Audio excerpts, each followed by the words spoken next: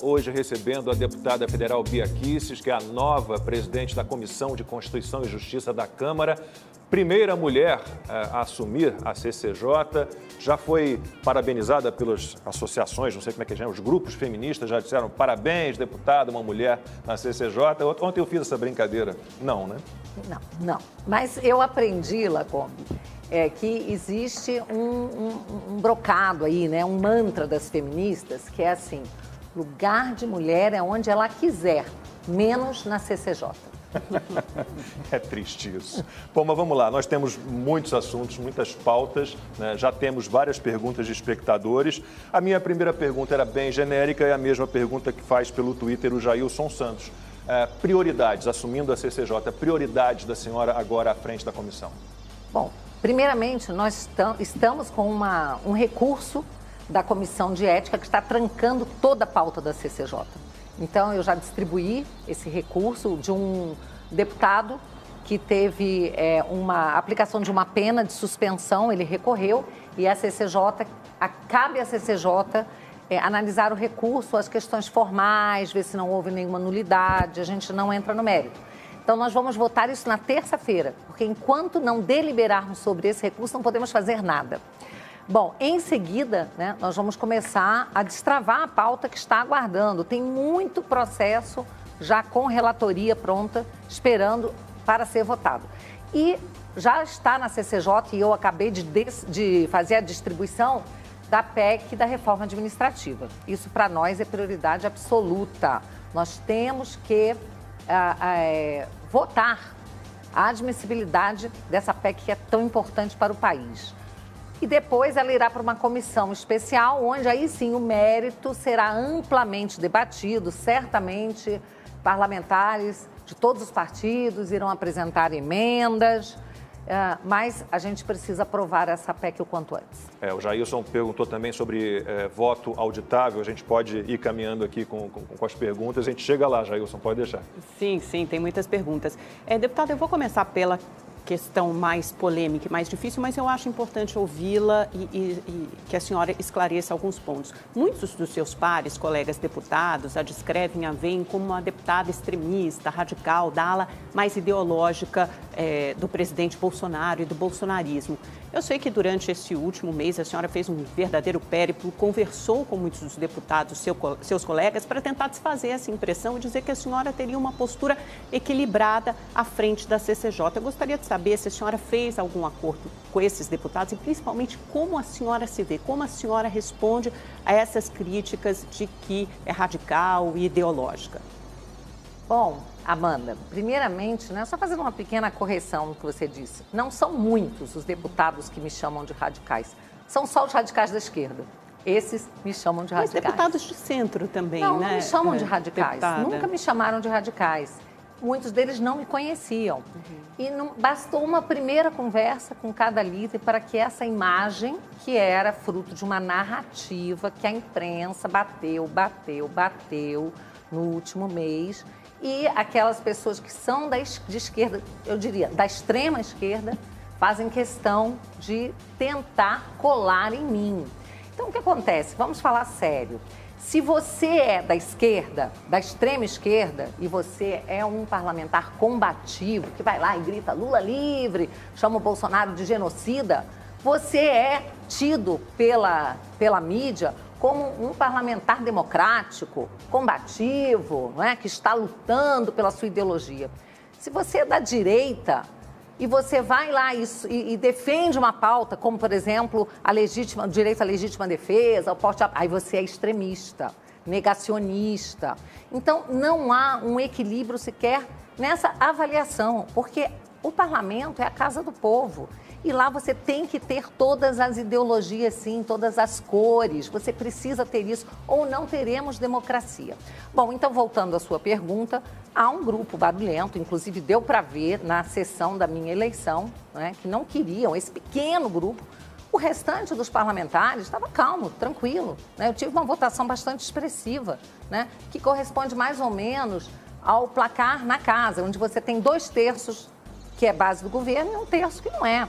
Então, Eles, sim, agiram, inclusive, de forma, eu diria até que faltando com educação, indo para cima do presidente que estava conduzindo a sessão, que é um dos parlamentares mais antigos da casa, o deputado Mauro, uma pessoa respeitável, e que foi quase que agredido ali. Então, eu serei aquela pessoa que sempre fui, porém, num novo papel.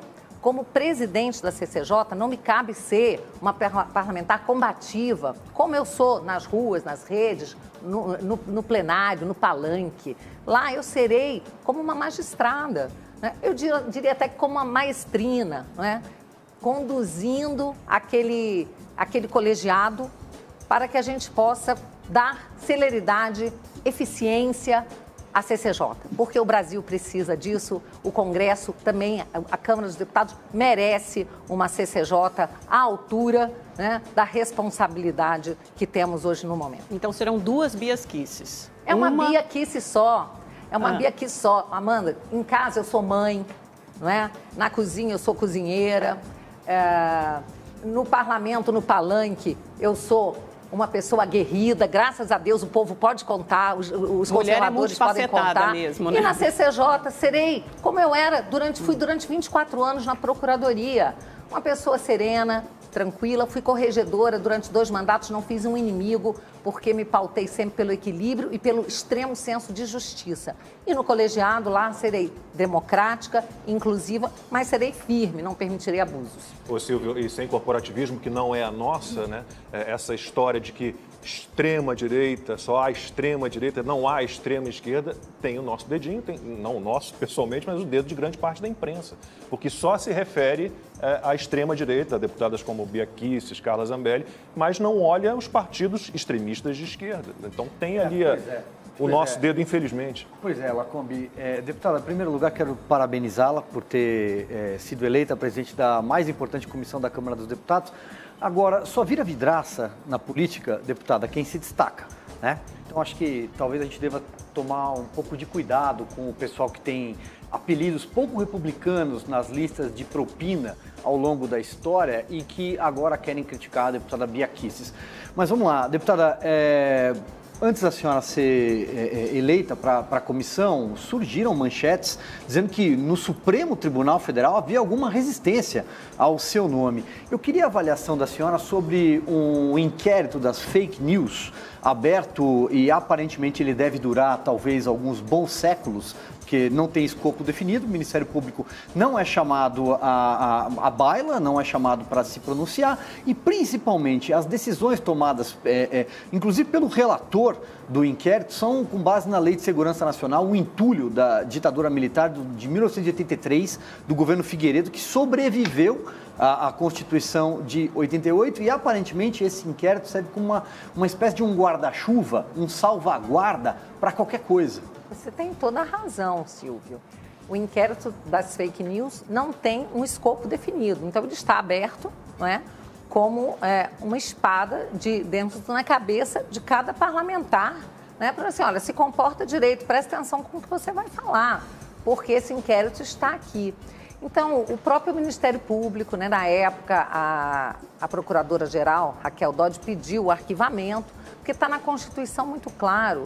O dono da ação penal é o Ministério Público, só ele pode abrir esse tipo de inquérito. Usaram um artigo do regimento interno do Supremo anterior à Constituição, que a Raquel entendeu que não tinha sido recepcionado, que dava ao presidente do Supremo, aos ministros do Supremo, a prerrogativa de abrir inquérito quando ocorresse um crime dentro das dependências do Supremo. Imagina alguém entrar lá e tentar atirar num ministro, uma coisa assim, né? Roubar um processo, sair correndo. Então, havia essa previsão no regimento interno. Mas eles desconsideraram o entendimento de que não foi recepcionada essa parte do regimento. E ainda, né, o Supremo teve ministro que disse que em tempos de internet e sessão virtual, né, o Supremo é em qualquer lugar, né, que você poste alguma coisa ali, são dependências do Supremo. Então, assim, uma grande insegurança jurídica. Outra coisa importante dizer, não existe no ordenamento jurídico um conceito de fake news. Não existe um tipo penal de fake news. Fake news é o quê? Mentira falsa. Então você teria, como todo crime, a gente no Brasil, o nosso direito penal, ele segue o sistema de dolo. Você tem que ter intenção para cometer um crime, salvo raras exceções de crimes que admitem a forma culposa. Mas então, para uma pessoa fazer uma notícia falsa com o intuito de enganar as pessoas, ela teria que ter esse dolo, o intuito. E às vezes, quantas vezes eu vejo na mídia uma notícia totalmente falsa. Um dia na CNN deu assim, ó, deputada Bia Kicis acorda com a Polícia Federal na sua casa fazendo busca e apreensão. Eu estava dormindo tranquilamente, a polícia nunca foi à minha casa. Eu vou acusar, então, essa emissora de ter feito fake news? Não, eles receberam uma informação, acreditaram que fosse verdade, eles não tinham o intuito de enganar o telespectador. Depois eles corrigiram. Isso também acontece conosco, às vezes, na rede. Você recebe um vídeo de uma fonte fidedigna, a própria fonte recebeu de alguém, se enganou, você posta, depois falou, ô, pessoal, desculpa, não era bem assim, estou postando aqui uma correção. Isso pode acontecer com qualquer um. Aí pronto, rainha das fake news. Rainha das fake news. E isso a gente já sabe hoje que foi uma construção por parte de algumas pessoas que, de forma proposital, quiseram envolver nessa história de fake news a minha, o Eduardo Bolsonaro, Carla Zambelli e outros parlamentares. Isso partiu, vou dar o nome dos bois aqui, da Joyce Hasselmann, do Bozella, do deputado Bozella, do deputado Nereu Crispim, que depois confessou que foi tudo uma grande armação, que eles levaram o nosso nome para a CPMI das fake news, que eles armaram tudo, que não tinha fake news nenhuma. O Nereu Crispim se arrependeu, mandou uma comunicação ao ministro Alexandre de Moraes, dizendo que era tudo armação e ele gostaria que fosse arquivado o inquérito. O ministro não considerou esse comunicado. Pelo menos foi o que ele informou a todos nós, tá? Então é isso, eu estou lá nesse inquérito, nunca cometi crime, eu não sou jornalista, não sou órgão de imprensa para dar notícia falsa. O que eu faço nas minhas redes? Eu dou a minha opinião. Só que hoje, opinião, as pessoas falam para mim, essa sua opinião é falsa. Não, você pode não concordar da minha opinião, mas ela não é falsa, isso é uma opinião. É a minha forma de interpretar, né, um fato, é como eu digo, é a minha opinião. O fato, cada um vai interpretar da forma que bem entender. Foi eleita para o parlamento, exatamente, né? Para parlar. Exatamente. Né? E quando eu falo, não estou falando só por mim, eu estou falando por 86.415 pessoas que votaram em mim, que no Distrito Federal corresponde, gente, a 6% do eleitorado. Aqui em São Paulo seria 1.200.000 pessoas. Pensem nisso. Então, quando eu falo, eu estou falando por essas pessoas e mais aquelas que não votaram em mim, mas que todo dia me escrevem de todos os cantos do Brasil e até de fora do Brasil, dizendo, deputada, a senhora me representa, deputada, parabéns, vá em frente, não esmoreça, porque concordam com a minha opinião. Então, a minha voz é a voz de muitos brasileiros, né, que querem calar, mas não irão calar. Pelo menos enquanto eu puder, eu seguirei falando. Constantino, falando em fake news, o governador de São Paulo aqui disse que o Brasil é responsável, outro dia, né, por 17% das mortes por Covid no mundo, né? E na época era metade disso, era 9%, agora está em 10%. Então, fake news é um negócio, né? Pois é, Lacombe, se for tornar crime, se for tipificar isso no Código Penal, vai faltar espaço na prisão para jornalistas, inclusive como apontou a deputada. Deputada, muito bom dia, seja bem-vindo ao programa. Parabéns pela CCJ e o PSL, inclusive, indicou 3 mulheres, né, para comissões. Parabéns, a senhora mencionou o nome da deputada Joyce Hasselmann, eu espero que ela não saiba fazer voodoo ou que a senhora não acredite nisso, porque a ela restou apenas se abraçar com uma cobra. Mas, veja, sobre a questão do radicalismo ou não, deixa eu só dar meu parecer também, porque eu conheço a deputada e sei que ela é uma pessoa serena e moderada na forma e no conteúdo. Agora, a gente pega um site de fofoca que nem um antagonista, com uma figura como o Diogo Mainardi, que é um rebelde fora de idade, chamando a deputada de radical, ele que quer uma revolução no Brasil, a gente já sabe quem é o radical na história. Ou o Globo, né? Porque tem que dar nome aos bois. O Globo estampando extrema-direita e chama o PSOL e o PT, defensores da Venezuela, de Maduro, de esquerda. Então, bom, isso aí é elogio, deputada, quando vem rótulos dessa turma. Mas eu quero falar de voto impresso, né? O presidente, na live dessa quinta, tratou do assunto com o deputado Vitor Hugo. O Rodrigo Maia, o ex-presidente da Câmara, que inclusive teve menos voto que a senhora, né, mesmo no Rio de Janeiro, mas muito poder, ele sabotou várias pautas do governo entre elas o voto impresso, que é uma coisa muito cara ao presidente Bolsonaro e é uma ampla base de apoio. Por quê? Porque não confiam nessas urnas eletrônicas e nesse TSE presidido, comandado por alguém como o Barroso, que quer empurrar a história, faz live com youtubers como Felipe Neto, ou então pré-candidatos, como o Luciano Huck, alfinetando o próprio presidente. Não confiam no sistema. Alguma expectativa, deputada, de que isso vá finalmente andar agora? Sim, temos toda a expectativa de que vai andar. Estamos trabalhando para isso. A proposta é da senhora, né? Essa PEC é de minha autoria. Eu considero uma das mais importantes propostas que hoje estão no parlamento. E ela foi aprovada, tem muita gente que me fala, agora, Bia, na CCJ, o voto impresso vai ser aprovado. Deixa eu falar uma coisa, pessoal. A proposta já foi aprovada na CCJ, no dia 17 de dezembro de 2019. Agora, e foi por uma margem muito folgada, foram 33 votos favoráveis e 5 votos contra. Para vocês terem uma ideia do meu poder de diálogo, até o PT votou nessa proposta que era minha. Eu fui lá buscar o voto, conversei com o Paulinho da Força, conversei com todos os parlamentares, votaram, foram 5 que votaram contra, porque tem o entendimento de que as urnas são seguras, tá? Bom, mas veio aí uma margem muito ampla, né, de vantagem para quem é favorável ao voto impresso.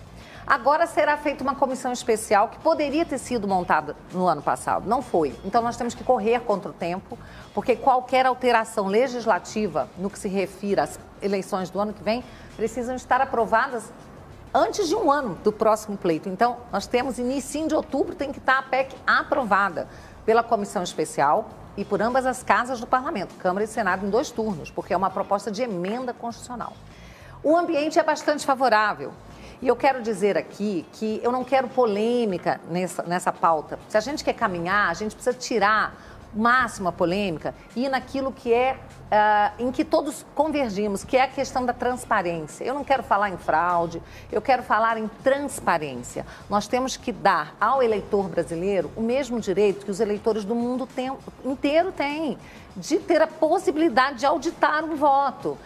Mas então um candidato que perdeu vai querer que reveja tudo. Não é assim. A própria PEC pode prever aí que 15% dos votos sejam já apurados de imediato. Encerrou a apuração, encerrou a votação, vamos apurar 15%. Já é uma margem muito segura, desde que todas as urnas tenham impressora e o sistema não saiba previamente qual urna será auditada. Então tem que ser ou um sorteio, uma decisão dos partidos na hora. Queremos tantas urnas no Acre, tantas no Rio Grande do Sul. Controle por amostragem. Por amostragem.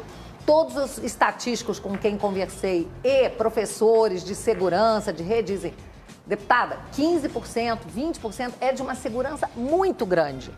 Então nós podemos fazer isso, já uma previsão na própria legislação, para que não haja tumulto, insegurança. O que nós queremos dar ao eleitor brasileiro é o direito de poder conferir de forma muito tranquila com os seus olhos o resultado das eleições e não de ficar dependendo da palavra de quem quer que seja.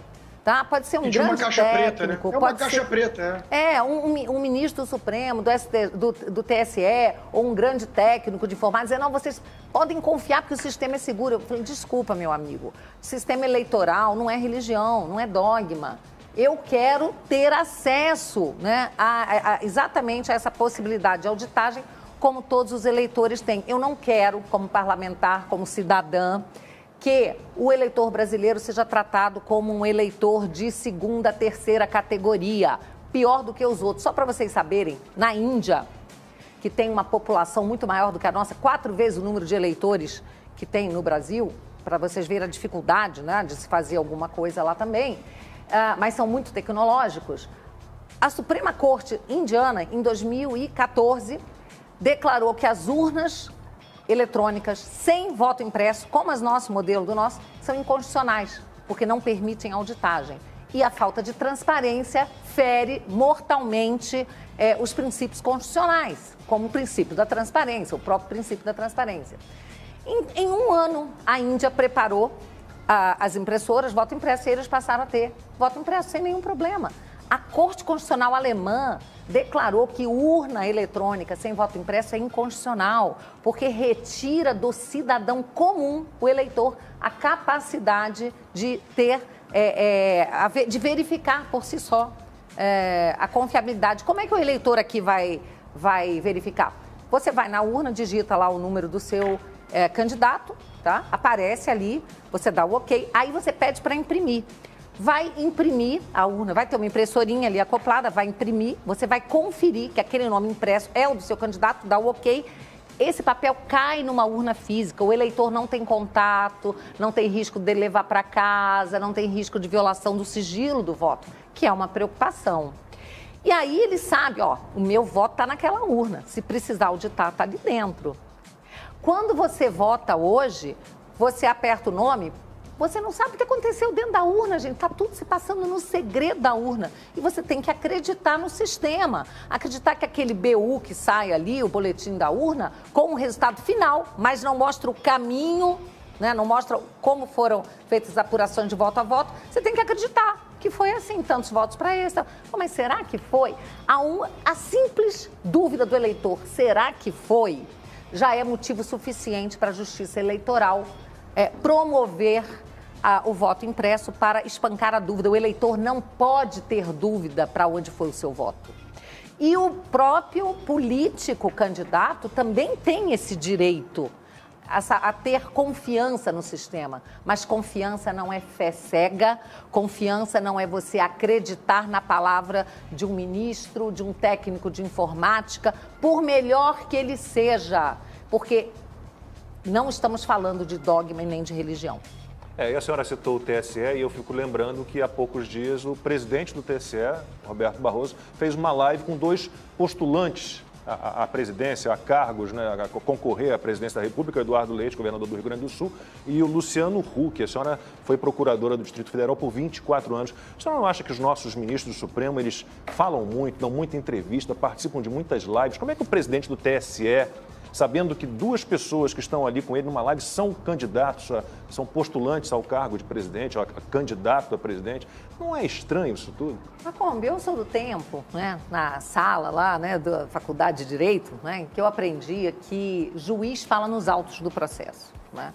E um juiz que fizer uma declaração sobre alguma ação que venha a ser julgada por ele, ele já está suspeito, ele já é suspeito e não pode participar daquele julgamento. Então, eu realmente acho que temos aí um problema, né, que muitos ministros falarem sobre casos. Isso, eu creio que isso fere aí a ética, né? Ministro não é político, quem tem que falar é político. Hoje a gente está vivendo uma situação que é a seguinte: ministro pode falar à vontade, parlamentar que fala pode ser punido e até preso. Então isso é uma inversão muito grande de papéis. E veja bem, Amanda, me acusam de querer fechar instituição, atacar o Supremo. Nunca ataquei o Supremo. Eu fui assessora no Supremo, eu fui assessora no STJ, eu fui chefe da coordenação do núcleo de tribunais superiores na Procuradoria. Eu sempre tive muito respeito por essas instituições, mas eu creio que o nosso papel aqui é o de resgatar exatamente a função das instituições, cada um fazendo aquele mistério que a Constituição lhe conferiu. Então, ao Supremo cabe a guarda, o zelo da Constituição. Examinar, no caso concreto ou nas ações coletivas, se a Constituição está sendo respeitada. Agora, quem pode mudar a Constituição se não estiver de acordo com ela são os parlamentares. É só isso que eu quero. Eu quero que o Supremo não atravesse a Praça dos Três Poderes, para quem conhece ali Brasília, a nossa arquitetura, e venha fazer leis, tipificar condutas, criar crimes. É só isso que eu quero. Isso não pode ser considerado desrespeito à democracia, quando tudo que eu faço é trabalhar exatamente pelo respeito à separação dos poderes. Esse é o meu trabalho, é uma das coisas que eu pretendo fazer à frente da CCJ, né? E graças a Deus, né, já temos vários colegas que têm essa visão também. Nós só queremos resgatar o respeito ao parlamento, hoje tão usurpado, né, por outro poder. Eu entendo isso que a senhora diz, né, de usurpação de algumas funções que são prerrogativas do Parlamento pelo Supremo Tribunal Federal. A gente já faz alguns anos, né, que a gente vê essa judicialização da política e politização da justiça, esses dois vieses. Só que eu gostaria de voltar com a senhora em dois temas. Eu acho que o voto impresso merece mais esclarecimentos e também os atos antidemocráticos, porque neles havia faixas e cartazes muito graves que pediam fechamento do Congresso, fechamento do Supremo Tribunal Federal. A gente via isso também em algumas declarações de pessoas que apoiavam aquele movimento. Em nenhum momento o presidente Bolsonaro condenou veementemente as pessoas que talvez tenham participado daquele protesto. Então, isso ficou muito ruim, acho que pegou muito mal para a imagem. Por isso que eles foram chamados de atos antidemocráticos. 2 inquéritos foram abertos, um das fake news, que eu concordo com a senhora, tem um vício de origem insanável, e outro dos atos antidemocráticos, que foi pedido pela Procuradoria-Geral da República. Então, percorreu todo o trâmite, todo o rito correto.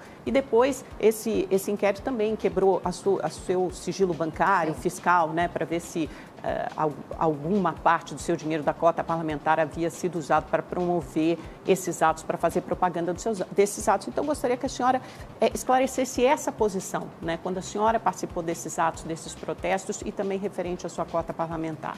Pois não.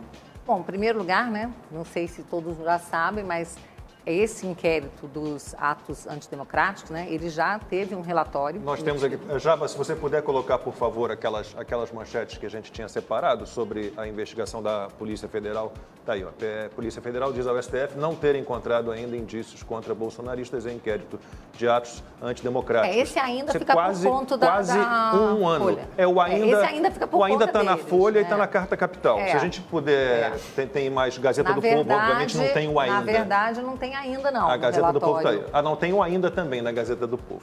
Mas assim, na verdade... Depois de um ano ainda. O inquérito continua, né? O inquérito continua, mas uma hora ele vai ter que ser encerrado. Abriram meu sigilo fiscal e não acharam absolutamente nada.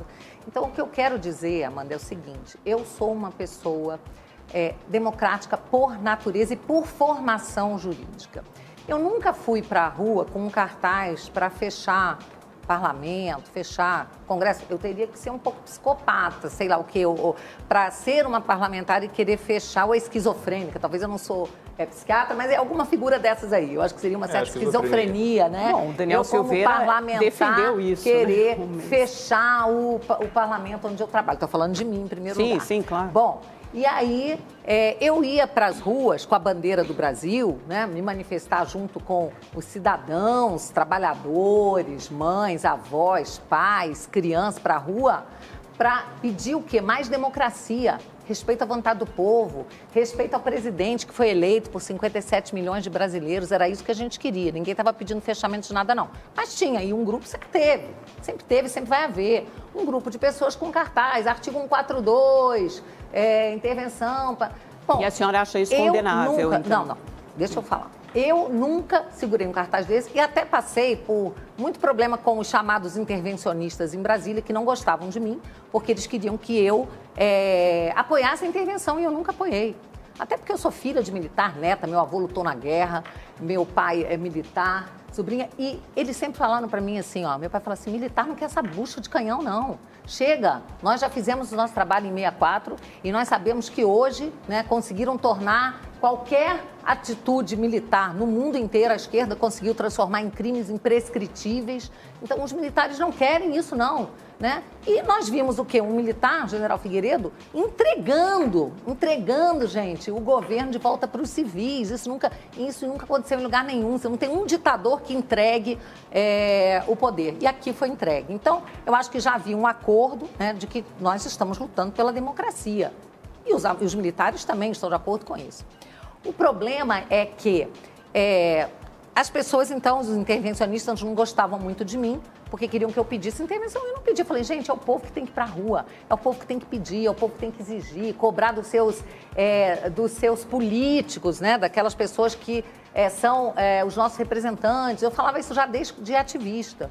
Como parlamentar, tenho o mesmo pensamento. Agora, eu sou uma defensora da liberdade de opinião, da liberdade de manifestação, porque tudo isso está na Constituição e está nos pactos que o Brasil assinou, Pacto de São José da Costa Rica, que garante a todo cidadão poder ir para a rua se manifestar e falar o que quiser, falar e pedir o que quiser. Pedir não é crime. Então, embora eu não concorde com o pedido, com o método pedido, eu não vejo crime no cidadão ir pedir. Artigo 142. Sabe por quê? Sabem onde está esse artigo 142 que o povo está pedindo? Está na Constituição Federal.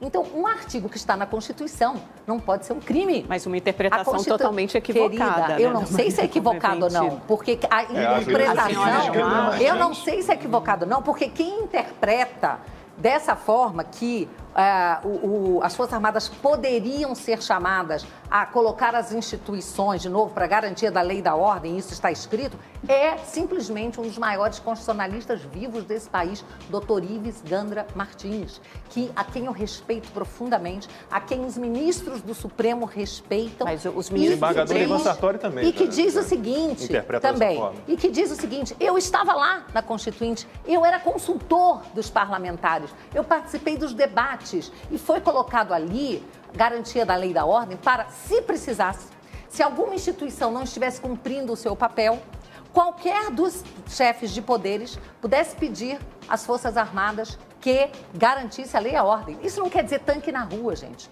Eu acho que as pessoas que estão com o papelzinho ali... Então a senhora acredita nas Forças Armadas como uma espécie de poder moderador? Não, eu não tenho... Sabe o que acontece? Eu sou uma jurista. Não, exato, por isso então, que eu lhe pergunto. Eu digo o seguinte, no Brasil, os nossos juristas, os doutrinadores, né, eles não fizeram um trabalho de pesquisa sobre o artigo 142. A gente não tem quase nada escrito sobre isso. Então, não cabe a mim interpretar. Existe um entendimento do ministro Luiz Fux, do Supremo contra, é o entendimento dos próprios ministros do Supremo de que nós estamos acima, ninguém pode nos fiscalizar. Agora... os mesmos que rasgam a Constituição. Então, o doutor Ives Gandra, o desembargador Ivan Sartori, tem um entendimento diferente. Eu não tenho um entendimento formado sobre isso. Mas também não condeno quem tem, de um lado para o outro. Eu acho que esse tema precisa ser melhor debatido. Acho que juristas precisam enfrentar esse tema que não chegou a ser enfrentado. Mas dizer que uma pessoa que põe um cartaz, artigo 142, está cometendo um crime contra a segurança nacional, isso viola a liberdade de expressão. E é você considerar que um artigo da Constituição é um crime e um palavrão. E está na hora também de quebrar um pouco esse paradigma, esse discurso de que, porque o governo coloca militares. Qual é o problema de colocar militares? O governo Lula começou com 12 guerrilheiros, estavam lá na guerrilha do Araguaia, José Genuíno, José Dirceu, 12 milicianos. O governo Lula começou assim. Qual é o problema de colocar militar? O Silvio, a imprensa chamou de atos pró-democracia, aquelas manifestações com quebra-quebra, agressão a policiais organizadas por torcidas organizadas, com faixas pedindo a ditadura do proletariado e a derrubada de um presidente da República. Isso é ato pró-democracia, entendeu? A gente está numa situação muito... Como diz, eu adorei ontem Marco Aurélio. Não, estou falando do duplo padrão, de novo, da falta de critério. Amanda, você se volta para uma manifestação que tem lá meia dúzia, não sei quantos, não contei, com cartazes pedindo AI-5, intervenção militar, e a gente não olha o que a imprensa chama de atos pró-democracia, pela ditadura do proletariado, morte ao presidente. Meu Deus, eu respeito é o que o Marco Aurélio Mello falou, tempos estranhos. Eu respeito o Supremo. Colunista de jornal, deputada, dizendo que o presidente tinha que morrer. Tem colunista de jornal que escreveu. Mas essa não é liberdade de expressão que vocês tanto defendem? Só de um lado que existe, Amanda. Não, é uma falsa O deputado Daniel Silveira está preso, né, Amanda? Só existe um lado, deputado. Com confirmação da Câmara dos Deputados. O deputado Daniel Silveira está preso. Vamos falar sobre isso. É importante, foi feio, ficou muito feio. Vai, Constantino. Vamos falar sobre isso. Deixa eu pegar um gancho com isso, porque é exatamente esse ponto que eu queria, e eu anotei aqui o que o Lacombe acabou de falar, dos atos democráticos segundo a mídia, né? Que odeia o presidente e aplaude até Black Bloc, torcida organizada. Mas eu quero falar desse duplo padrão e usar ainda a prisão do deputado Daniel Silveira e o pedido de prisão, e agora do PGR, de banimento da rede social e de afastamento do própria Câmara, do humorista Danilo Gentili, que falou lá seria heróico quem entrasse lá e desse uns supapos em todos os deputados, né? Veja, eu quero chamar a atenção exatamente para esse duplo padrão e perguntar a opinião da deputada. Se nós estamos vivendo numa época onde as pessoas perderam qualquer capacidade de defender princípios. O Danilo Gentili é alguém que todo mundo tem direito de achar boboca, de mau gosto. Aliás, ele me parece até alguém bem limitado, né, do ponto de vista cognitivo, porque eu saí em defesa do princípio e falei exatamente isso. Falei, é absurdo pedir a prisão do humorista, mesmo que ele tenha extrapolado, óbvio, e ele não tem imunidade parlamentar. Ele foi lá e recusou a minha defesa a ele, né, falando que eu sou um vendido e tudo mais. É leviano, isso aí é outra história. Mas o ponto não é esse, o ponto é que eu não estava defendendo ele. E isso é que eu queria que a deputada comentasse. As pessoas não entendem mais o que é defender princípio nesse país. Não me importa se eu sou contra ou a favor do sujeito. Eu estou aqui deixando claro que o Danilo Gentili é alguém limitado, com um pensamento de esquerda e que eu considero abominável. Agora, ele tem direito de se expressar. E o que nós temos que fazer é cobrar o mesmo critério. Como é que você vai mandar prender o cara que atacou verbalmente os ministros do Supremo, mas vai deixar livre o jornalista que pede a morte do presidente, a atriz que quer esfregar o rosto do presidente no asfalto quente? Onde é que está o critério objetivo? Onde é que está a defesa de princípios, deputada, nesse país? Exatamente, Constantino. E eu sou uma defensora dos princípios. Eu sempre falei o seguinte, que eu não me regozijo, eu não celebro uma injustiça feita a um inimigo meu. Não celebro, porque hoje pode ser a um inimigo, amanhã será um amigo ou até mesmo a mim. Mas a gente vê poucas pessoas realmente se importarem com isso. Parece que virou ficou uma coisa tão polarizada que a pessoa quer que o outro se ferre de qualquer jeito. Eu tenho visto, gente, é assustador. A pessoa, se é alguém conservador, de direita, que posta uma notícia de que o pai ou a mãe morreu de Covid, entra a gente xingando, falou, bem feito, você é negacionista, morreu mesmo, tomara que morra o resto da família. Eu fico chocada, no meu espírito não cabe esse tipo de coisa. É a mesma coisa do outro lado, acontece, né? Acontece, sim, é isso que eu tô falando, acontece em todos os lados. Mas é porque respeitar todo mundo. Acontece de todos os lados, mas eu confesso que eu vejo muito mais acontecendo, né, os ataques... O ódio do bem. E por quê? Porque o ódio do bem tem um salvo-conduto. Por conta do duplo padrão, eles têm um salvo-conduto. A diferença é a seguinte, quando alguém do nosso lado faz uma manifestação como essa, ele é repudiado pelos pares. Nós mesmos vamos lá e falamos, pô, cara, que feio, não faz assim, não é assim, nós não somos desse jeito. Quando fazem lá, é lindo, até a imprensa aplaude, é o tal ódio do bem. É a história da senhora na CCJ, a senhora é de direita, nenhum grupo feminista vai dar parabéns para a senhora, porque não é a questão, não é o ato em si, é a pessoa. Não, exatamente. No caso do Daniel, por exemplo, né, nessa coisa dos princípios, quando eu assisti o vídeo, eu não gostei. Eu liguei para o Daniel, eu consegui ver o vídeo na segunda-feira à noite. Ele foi divulgado na terça, mas já estava rolando em algum lugar, eu recebi... Acabou de acontecer, deputado, esculacho o Supremo. Eu falei, nossa, quem será o deputado? Quando eu liguei e vi que era o Daniel, eu assisti o vídeo inteiro e eu fui ficando, assim, chocada com o vídeo. Eu liguei para ele. 2 minutos para meia-noite. Tem até o registro. Eu liguei, ele não atendeu, ele já estava dormindo. Aí eu mandei o vídeo para o Major Vitor Hugo, nosso líder, liguei, ele também não atendeu. Falei, caramba, isso vai dar um problema muito grande pro Daniel. Fiquei preocupada. No dia seguinte ele me ligou. Oi, Bia, tudo bem? Você ligou? Falei, Daniel, eu assisti seu vídeo, cara, isso vai dar muito problema para você. O ministro Alexandre vai mandar te prender. Ele falou, que isso? Imagina, eu sou um parlamentar. Falei, Daniel, ele vai mandar te prender, cara, vai mandar te prender hoje. Ele não acreditou, porque ele confiou na imunidade parlamentar. Eu falei, Daniel, pelo amor de Deus, cara, que vídeo é esse e tal? Mas ele confiou na imunidade parlamentar. Quando foi 11 da noite, naquela terça-feira de carnaval, ele entrou no grupo e falou, estou com a Polícia Federal aqui, mandado de prisão do ministro Alexandre. Eu falei, ai, meu Deus do céu. Mandado de prisão em flagrante. A senhora ficou chocada e preocupada com o vídeo, porque a senhora identificou uma série de erros lá. Mas não identifiquei nenhum crime. Mas o Supremo... Inafiançável, então... Identifiquei palavras ofensivas, identifiquei exageros demais, identifiquei coisas que eu considero grosseiras. Sim, deputada, muito grosseiras. O vídeo é de muito mau gosto. Exatamente. Ele cometeu equívocos. A questão é o que diz a lei. Ruim. Não, a questão vocês estão sendo muito leves na interpretação de vocês, Amanda, gente. tem outros parlamentares que não gosto. são chamados de bolsonaristas que já falaram coisas piores. Alexandre Frota. A pergunta o Vadir Damus do crime PT, inafiançável? que foi não. presidente da OAB, falaram coisas mandado piores. de prisão em flagrante?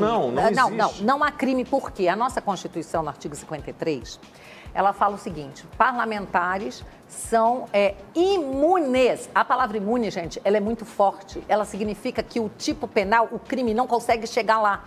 O parlamentar, pelas suas palavras, votos e opiniões. É claro que se eu vou e dou um tiro em alguém, Isso não é palavra, voto, opinião. Isso é um crime. Eu não posso estar imune ao crime. Eu não posso ser uma pessoa acima da lei. Mas a imunidade, ela não é um privilégio do parlamentar. Ela é uma prerrogativa do parlamentar e do parlamento para garantir a democracia. Mas também não pode ser um salvo-conduto para solapar essa democracia. A Constituição diz o seguinte... Então proíbe o Partido Comunista, Amanda. Proíbe todos os partidos comunistas. 2005, não é em isso. 2005 ou 2006, agora não lembro, ainda houve uma emenda constitucional para colocar uma palavrinha, para deixar mais claro para todo mundo que a gente não pode ser punido por palavras, opiniões e votos. Essa palavrinha é quaisquer. Eu peço às pessoas que olhem no dicionário o que significa quaisquer. Então, ali está escrito que parlamentares são imunes por quaisquer votos, palavras e opiniões. Quaisquer. Pode ser um palavrão horrível, pode ser uma coisa horrorosa que eu falo de alguém, pode ser uma injúria, mas quaisquer, está na Constituição. Ou eu acredito... Bolsonaro é réu pelas ofensas à deputada Maria do Rosário. O deputado Bolsonaro, à época, eu falei isso, eu tive a oportunidade de falar, inclusive, no Supremo, que era o único parlamentar que não gozava da imunidade prevista no artigo 53 da Constituição. Mas o Supremo entendeu assim? Sim, o Supremo entendeu, Amanda. Eu tenho o direito de interpretar diferente. Não, claro, tá? A senhora tem todo o direito de discordar. Eu entendo, eu estudei muito, eu fui procuradora, eu não preciso concordar. Eu tenho que... A gente é obrigada a acatar a decisão, mas não precisa concordar e acreditar que está certo. Até porque, se a gente for olhar o histórico do STF nos últimos tempos, desde o fatiamento do processo de impeachment da presidente Dilma... Como parlamentar, eu tenho que reagir a alguma conduta de ministros do Supremo que eu considere que estão extrapolando o mistério constitucional deles, que estão indo contra a Constituição. Então, vamos lá, Amanda, o Supremo que disse... A Constituição diz que era proibida a reeleição de presidente da Câmara ou do Senado na mesma legislatura. Teve 5 ministros que disseram que podia.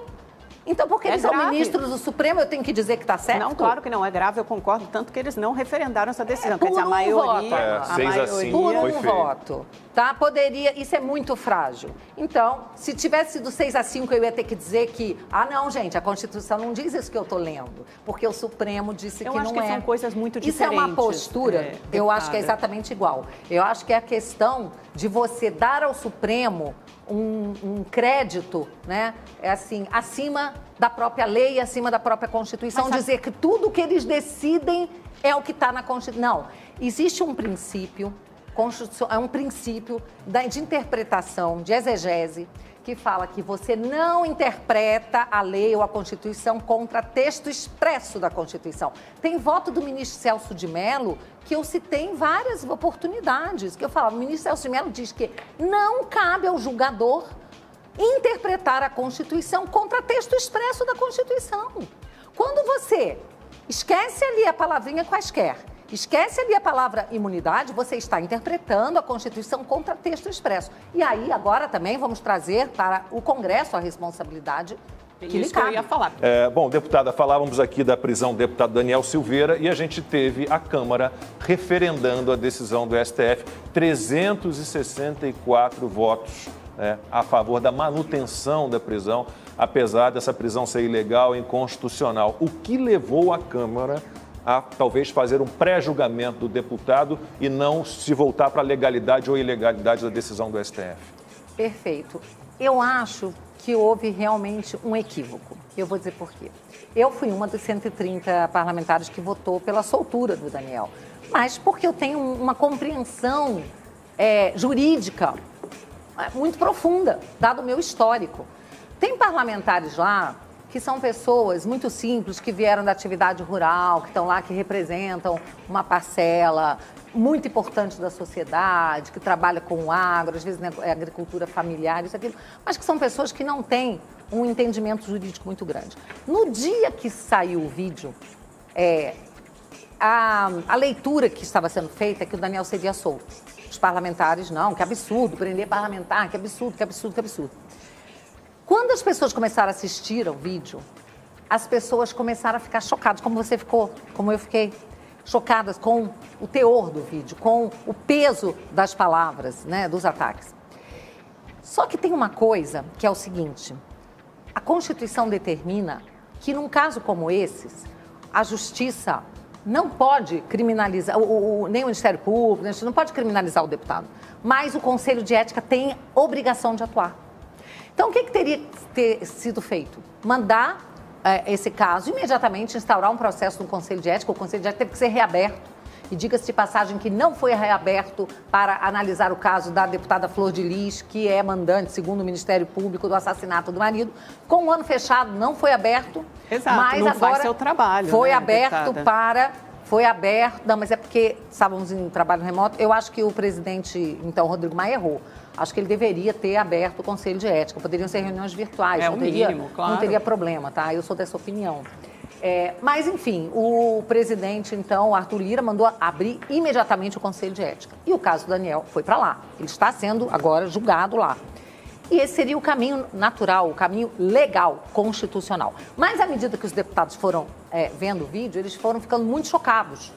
E aí eles falaram assim, eu acho que aquele extrapolou. Ou alguns ainda falaram assim, não, mas o Supremo está dizendo que não é por questão de opinião, foi crime contra a segurança nacional, lei de segurança nacional. Então foi criando um burburinho, uma confusão. Houve também, a gente sabe, que houve pedido... A Siri faz a pesquisa Programas ao vivo. Já aconteceu comigo também. Ela, do nada, ela resolve fazer uma pesquisa. Esse celular fala sozinho, ela quis participar da opinião dela. Mas, enfim, houve também, assim, eu fiquei sabendo que houve ligação por parte de alguns ministros do Supremo, para alguns parlamentares, pedindo para colaborar com o Supremo, aquela coisa toda.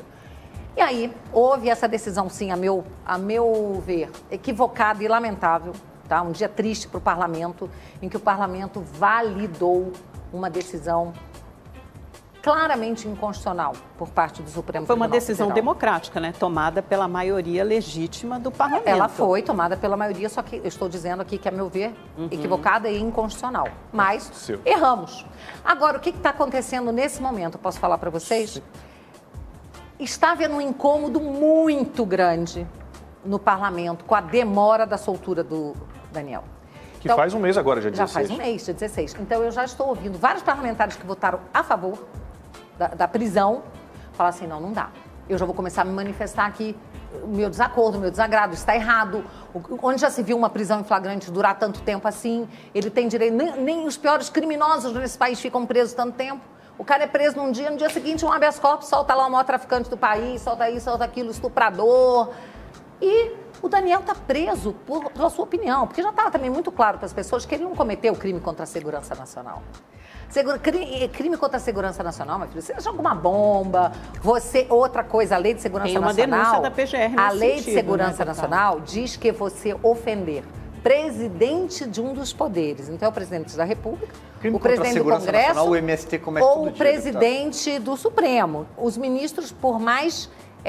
excelsos que sejam, não são presidentes de poder. Então, eles não estão protegidos pelo texto da Lei de Segurança Nacional. Tá? E o Daniel ainda falou assim, eu só respeito o ministro Fux. Então, ele não atacou o presidente do Supremo, que poderia se considerar que teria um crime contra a Lei de Segurança Nacional. Todas essas pessoas que ofendem o presidente da República podem ser agora denunciadas por estarem exatamente cometendo crime contra a Lei de Segurança Nacional, porque lá está escrito isso, ofender o presidente de um dos 3 poderes. Então, quem chama o presidente de genocida, se nós formos dar o tratamento igualitário, essas pessoas podem ser denunciadas pela Lei de Segurança Nacional.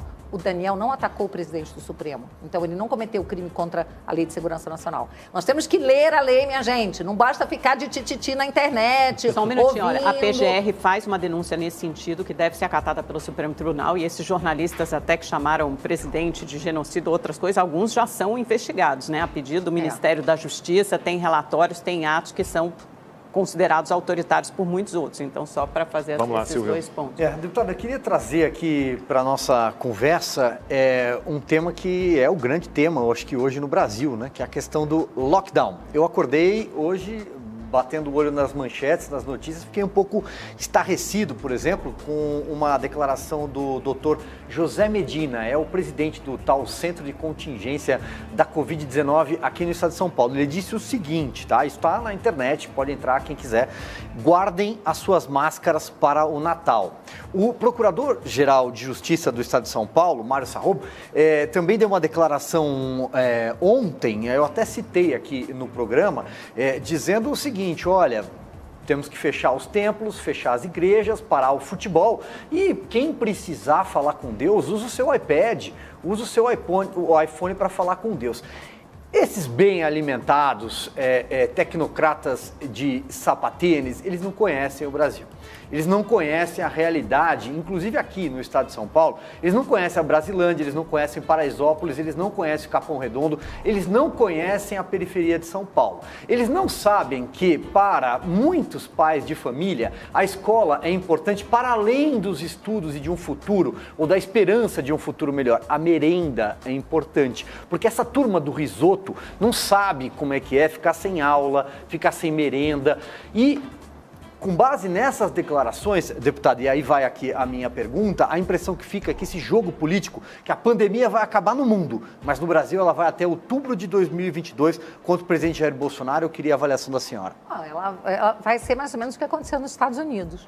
Quem ouviu falar de pandemia nos Estados Unidos após a eleição do Biden? Né? Não tem mais. Não, mas é porque os casos caíram muito. Né? Acabou, não tem mais pandemia. Ela melhorou, ela diminuiu muito, deputada. Bom, isso graças aí... ao Biden. Graças ao Biden, pois é. Bom, mas de qualquer forma, o que eu vejo é o seguinte, eu sou uma pessoa que eu não gosto de falar a respeito das coisas de forma leviana. Eu sempre pesquiso, estudo, vou atrás antes de dar uma opinião, tá? Muitas pessoas podem discordar da minha opinião, mas eu procuro dar uma opinião embasada. Muitas vezes me perguntam um tema, eu falo, eu prefiro não falar sobre isso porque eu não sei, eu não conheço, eu não quero ficar aqui chutando. E essa questão da pandemia, eu tenho conversado com muitos médicos, conversado com cientistas, ouvido vídeos, eu estou estudando isso. E o que eu sei é que ninguém sabe nada. O que eu sei é que não existem muito mais dúvidas do que certezas. Mas algumas certezas são consideradas válidas, outras são consideradas negacionismo. Então, por exemplo, tem cientista para todo lado. Tem cientista que fala que máscara salva vidas, que máscara impede a contaminação. Eu, por via das dúvidas, se eu vou num lugar que tem muita aglomeração, eu coloco a máscara. Mas se eu estou na minha casa, se eu estou num local com pessoas com quem eu convivo sempre, a gente mantém uma certa segurança, como a gente está mantendo aqui uma certa distância, eu não vou usar máscara, eu não vou fazer exercício físico de máscara, porque eu já ouvi de cardiologistas que eles ficam morrendo de medo de ataques do coração de uma pessoa que está correndo na esteira de máscara, que é um perigo. Então você tem que levar em consideração todas essas coisas e não apenas o bordão, máscara salva vidas. Ela pode salvar em alguns casos e ela pode não salvar em outros. Ela pode até trazer muitos prejuízos em outros casos. Uma vez eu postei uma foto que um seguidor meu de São Paulo me mandou, do nariz dele com uma ferida horrorosa. E ele disse que o médico dele falou para ele que aquela ferida foi uma bactéria oportunista que ia acabar com o nariz dele, que por sorte ele procurou o médico a tempo de usar antibióticos contra aquela bactéria por causa do uso da máscara. Falou assim, sim, a máscara ela pode causar isso. Quer dizer que todo mundo que usa máscara vai ter bactéria no nariz? Não. Mas quer dizer que a gente tem que saber que a máscara pode causar problemas. Então, não pode ser essa coisa de você sair condenando alguém porque essa pessoa não está usando a máscara, como se ela fosse uma genocida responsável pelas mortes pelo vírus. Porque o que a gente está percebendo é que esse vírus, ele é terrível. Ele é terrível. Mas em alguns casos, né, tem pessoas que têm alguns sintomas leves, passam um pouco mal, né, como várias pessoas que eu conheço, tem febre uns dias, perde o paladar, mas depois se recuperam. Outras vão para o UTI e morrem. Então, assim, a gente sabe que depende muito do organismo da pessoa, da capacidade de reagir.